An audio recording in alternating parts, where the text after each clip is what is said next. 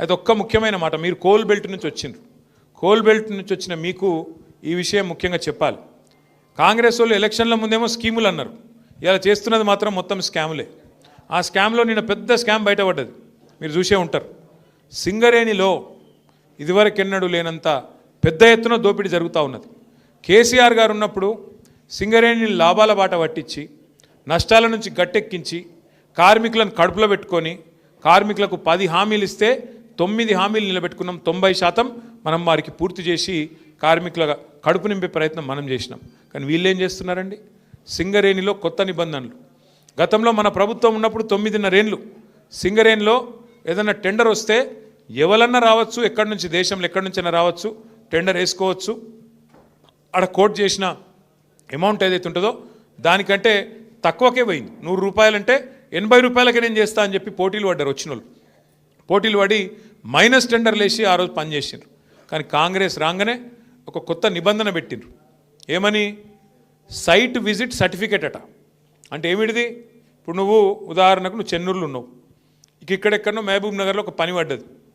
నిజానికైతే ఏంది, 1,00,000 రూపాయలు దాటితే ఏ టెండర్ అయినా కూడా ఈ టెండర్, ఎలక్ట్రానిక్ టెండర్. అంటే ఎక్కడ కూర్చున్న వాళ్ళైనా ఎక్కడైనా టెండర్ వేసుకోవచ్చు. వాస్తవానికి చిన్న కాంట్రాక్టర్ అయినా పెద్ద కాంట్రాక్టర్ అయినా ఎక్కడున్నాడైనా కంప్యూటర్లో కోవడే కొట్టుడే, గీడ పని ఉన్నదంటే ఈ రేటుకు నేను చేస్తాను కొట్టుడే. కానీ సింగరేణిలో కాంగ్రెస్ రాగానే కొత్త నిబంధన పెట్టిండ్రు. ఏమని? నువ్వు మా దగ్గర బొగ్గుబాయిలో మా చెన్నూరులో మా మందమరిలో పనిచేయాలనుకో, నువ్వు రావాలి, మొదలు వచ్చి మమ్మల్ని కలవాలి, కలిసి సైట్ చూడాలి, చూసినట్టు నేను సర్టిఫికేట్ నీకు ఇవ్వాలి, ఇస్తేనే నువ్వు టెండర్లో పాల్గొనొచ్చు అని కాళ్ళల్లో కట్టబెట్టే స్కీమ్ పెట్టిరు. ఎందుకు పెట్టిరు ఇది? ఆయన వస్తాడు కదా, వచ్చినాడు రాగానే ఆయన పుట్టుమచ్చలు ఎక్కడున్నాయి, ఆయన పుట్టు పూర్వోత్తరాలు ఏంది, ఆయనది ఏ కులము, ఏం గోత్రము, ఎన్ని పైసలు ఉన్నాయి, మనకి ఎన్ని ఇస్తాడు, ఇవన్నీ రాసుకున్నారు. రాసుకొని ముఖ్యమంత్రి బామ్మర్దినాడు ఒక ఆయన, సుజన్ రెడ్డి అని, ఆయన ఫోన్ చేయాలి సీదా, నువ్వు ఎట్లెత్తావా టెండరు, మేము ఇక్కడ అందరం కలిసి కూర్చున్నాం, 4-5 మాట్లాడుకున్నాం, ఇగో నువ్వు వేయద్దు అని బెదిరిస్తాడు. ఆయన వినలేదనుకో అవతల ఫోన్లో, వినకపోతే ఏం చేస్తారు? సింగరేణి నువ్వు వచ్చినట్టు అసలు సర్టిఫికేట్ అయ్యాడు, నువ్వు సైట్ మీదకి వచ్చినట్టు సర్టిఫికేట్ అయ్యాడు. సర్టిఫికేట్ లేకపోతే ఇక ముంగటి కాళ్ళకి అడ్డం పెట్టినట్టే కదా, పోనే రాదు ముంగటికి, నువ్వు బటన్ ఒత్తరాదు, టెండర్ వేయరాదు. గట్ల పెట్టి ఇదివరకు మైనస్లో పోయే టెండర్లను ఇవాళ వీళ్ళు ఒక్కొక్క టెండర్ను 6,000 కోట్లను మంచిగా పుట్నాలు బఠానీలు వంచుకున్నట్టు తలా ఒకటి. అందులో ఫస్ట్ మొదటి కాంట్రాక్ట్ వచ్చిందే ముఖ్యమంత్రి బామ్మర్ది సుజన్ రెడ్డి గారి కంపెనీకి 250 కోట్లు వాళ్ళు తీసుకున్నారు. అట్లా వరుసగా గత 2 సంవత్సరాలుగా ఎన్నికల ముందు స్కీములు, ఇప్పుడు స్కాములు అన్నట్టు సింగరేణిని కొల్లగొడుతున్నది కాంగ్రెస్ ప్రభుత్వం. ఇదంతా బయటకు ఎట్లా వచ్చిందంటే మనం బయట పెట్టలే, మీడియా బయట పెట్టలే, వాళ్ళే వాటాల కోసం తనుకొని ఆయన దొంగలు నిన్న బయటపడ్డారు. ఎట్లా బయటపడ్డారు? ఏమైందట అంటే అక్కడెక్కడో ఒరిస్సాలో ఏదో బ్లాక్ ఉందట, కోల్ బ్లాక్. ఆ బ్లాక్ 9 అట. ఆ 9 బ్లాక్ కోసం ముఖ్యమంత్రి ఉప ముఖ్యమంత్రి ఇద్దరు మంచిగా కేకును కోసుకున్నట్టు కోసుకున్నారట. కోసుకుంటే ఇంకో 3వ మంత్రి, ఆయన పేరైంది వెంకటరెడ్డి.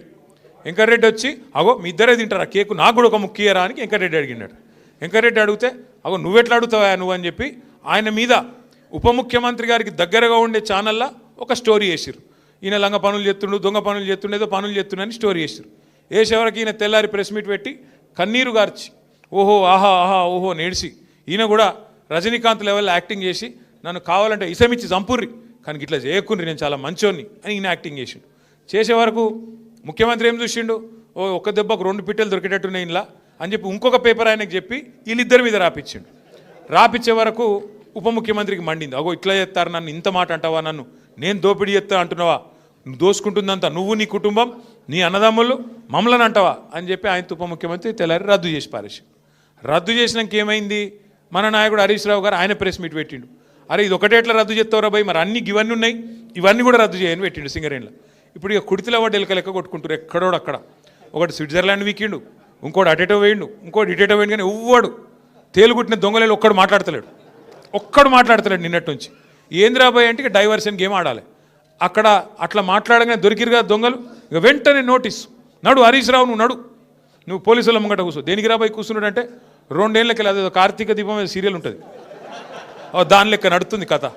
అది ఒడవది తెగది, రోజు ఒకటే కథ ధారావాహిక. ఫోన్ ట్యాపింగు, ఏం ట్యాపింగు, ఎవంది ట్యాపింగు, ఎక్కడ ట్యాపింగు.